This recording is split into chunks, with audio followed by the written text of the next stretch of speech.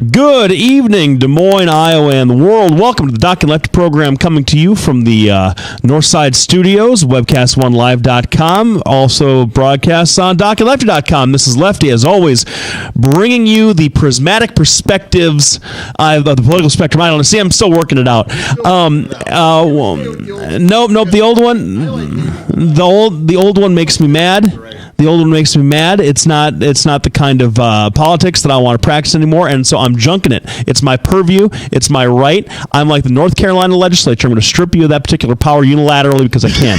So with me across the table is the big boss man himself, Dr. Petrosh. Doc, why don't you introduce our special guest before we get too deep into the weeds? You know, have you noticed I've been gaining weight? Is that why you said the big boss man over here? I was talking more. Because I have been. Since it got cold, all I'm doing is going to McDonald's and Arby's and just chugging it down. I was referring more towards the sides of your heart, but good. That's because most Republicans do have a big old heart.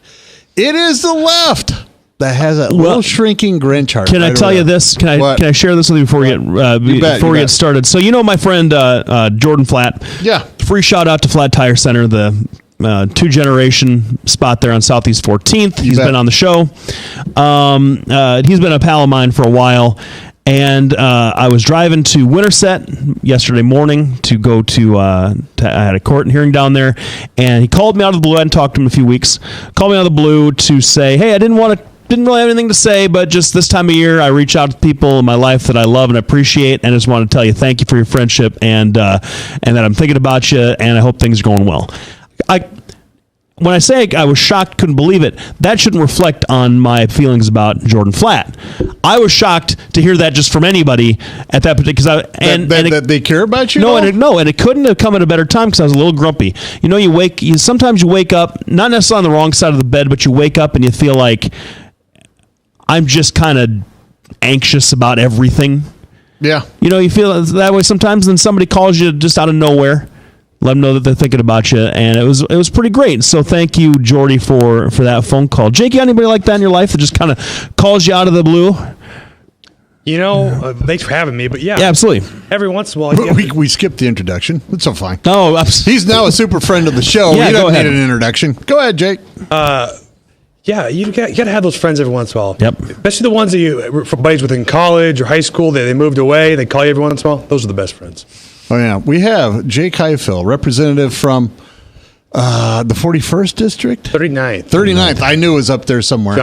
In Johnston area. He's been kind enough to show up on the show tonight.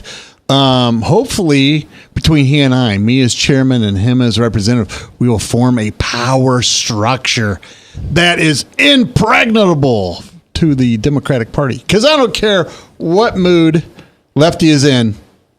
I'm all about giving it the gig to him. Anyway, how's this legislative session going to shape up this year, Jake? I mean, that's the first question. Do you have any idea what the legislative calendar is going to be like? Well, hopefully we get done in 110 days. That's goal one. No, with unified control, I would hope so. I would think so too. But no, I'm really excited for this year. I can't tell you how excited I am. A lot of things we've been passing in the House have always died in the Senate. Now I'm pretty excited to see what we can get done. Obviously, it's still going to take 51 votes out of the House and 26 in the Senate, and the governor, which one it might be at the time, to sign it. But I'll tell you, a lot of big things working, a lot of income tax bills we're talking about, just different issues. But it's going to be fun because you got to come together. The Senate Republicans have been in the minority since 1996, 20 years now. And my good Senator Brad Zahn has never been in the majority. He's been there since third term now. So, yep, another super friend of the show. There seems to be a pattern here. Although just some people like us. I will say if I don't get he always gets a hold of me on my birthday. But if I don't hear from Brad soon, we might have to demote him. You know, he hasn't been on in a while. Yeah, but I haven't asked him in a while. Oh, fair enough. Fair enough. So now the big news is in Iowa, Branstad is off to China. Mm-hmm. Do you know when he's going to officially head out over there and when he officially retires and when Kim Reynolds takes over? Well, I'm going to be honest with you. I have no faith in the federal government whatsoever. So I have absolutely no time structured for you because give them the Senate. To be honest with you, though, it should not be a very controversial pick. This isn't like Jeff Sessions where they're going to fight it. This is going to be. No. I mean, Vilsack came out for him to ask Democrats to confirm him. So I don't see it being. Yeah, because if you have Vilsack coming out in favor of Governor Branstad being your ambassador, I mean, we love Tommy V. And aside from the fact that, and you weren't in the House when he was governor, because this is Jake's about to start his third term. Yes, we've established that. But say what you want about Tommy V, he's an honest broker.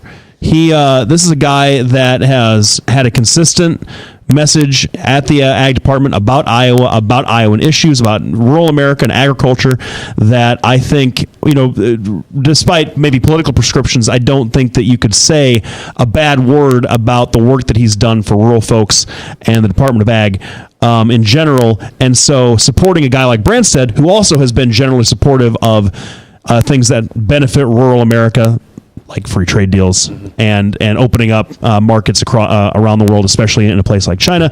And he gets Branstad out of Iowa, which I am all for, obviously. Oh yeah, and for my own selfish reasons. To echo what Lefty said, I would like to say a whole bunch of bad stuff about Tommy V. The problem is, Lefty hit it right on the head. I may have political disagreements, but you cannot argue that Tommy V has tried to represent Iowa the best he can. So and I'll tell you what, I've met him more than once. Talk about a class act. Yep.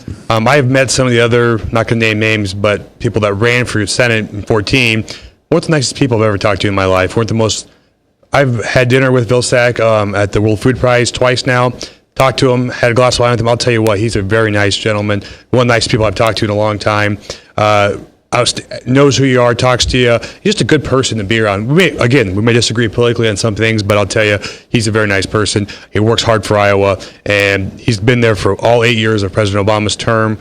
The only member of cabinet, I believe. Yep. So that's a pretty cool deal. Oh yeah, and that's tough. As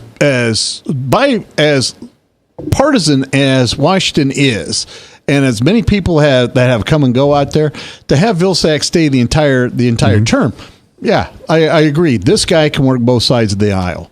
Well, and he just and we're turning a little away from Brand. I mean, I'm going to give Branstad's due. I've got a lot of problems with, especially the most recent term that he's ran, some of the things that he's done. But if you're going to, you can't sit there and give a whole bunch of grief to Donald Trump and the transition team for all of their bad picks and not recognize what I think is probably a good one. I don't see a big downside for to have Terry Branstad as the ambassador to China. He's got a strong, long personal relationship with the leadership over there, and we need somebody with experience with China, political experience to China, and some personal ties, I think, to reestablish some of that relationship. I was talking to some guys in my office last week about this. They go, well, this is like a political appointment. Thank you for helping me out in Iowa. I started laughing. I said, that is not a favor job. No, that's a real job. You're going to China. You have to work every day. Luxembourg. Yeah. If you want to go, I'm going to be an ambassador to New Zealand or Australia or the Bahamas. That's okay. We have take pictures once a month, and I sit on the beach the rest of the time. That's fine because we don't have any problems with them. I'm talking about going to China, the world's largest country, 1.35 billion people, whatever it is. That's a real job where people have to go and work and represent the United States' interest abroad. Do you think that there's a danger, and this is going to be hang on a second. Go ahead. Let's go after. We've come up on a break. We're going to ask some questions about Jake's opinion on Governor Branstad's appointment, working with Kim Reynolds, what he foresees down the road. Thanks everybody for tuning in. We couldn't do what we do without you. We want to thank all of our sponsors: Des Moines Anesthesia, 515-574-6442, Halo Capital, Labinas Law Firm, and Bertrosian Associates. Thanks everybody for tuning in. We'll be back